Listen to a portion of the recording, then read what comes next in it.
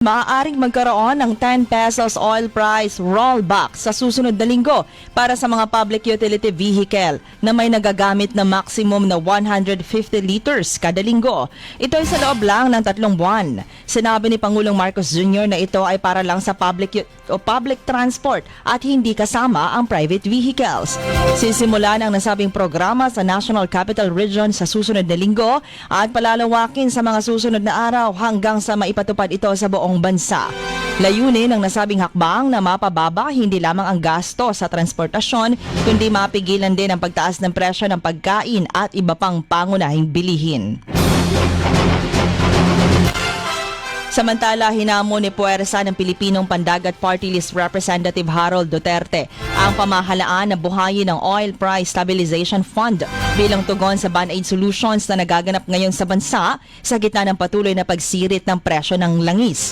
Aniya, simula ng magkagyera sa Middle East, tumaas ng halos 100 piso ang halaga ng diesel kada litro at posibleng tataas palalo sa darating na mga linggo. Kung merong Oil Price Stabilization Fund tulad noong panahon ng dating Pangulong Ferdinand Marcos Sr. ay hindi maghihirap ang sambayan ng Pilipino ayon kay Kong Duterte. Inirekomenda ni Bacolod Representative Alfredo Abelardo Benitez ang 6 na buwang pagpapaliban ng barangay at sangguniang kabataan elections o BSKE para mailaan ang pondo sa pagtugon sa krisis sa presyo ng gasolina. Sinabi ni Benitez na 13 hanggang 14 billion pesos ang nakalaan para sa halalan na maaaring gamitin muna para sa tulong sa mga apektadong sektor. Itinakda ang BSKE sa November 2 ng taong ito at kailangan ng isang batas para ito ay maipagpaliban sa susunod na taon o posibleng isabay na sa 2028 national elections.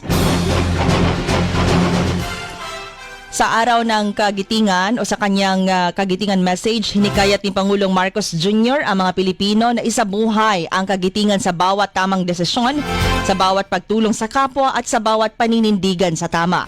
Aniya, maaaring iba na ang hamon ng sa bansa ngayon, ngunit hindi nagbabago ang determinasyon ng mamamayang Pilipino na manaig ang malasakit, pagkakaisa at pagmamahal sa bansa. Binigyang diin din ng Pangulo na ang tunay na lakas ng bansa ay hindi nasusukat sa panahon ng digmaan, kundi sa kung paano ito tumayo, nanindigan at naging masigasig bilang bansa.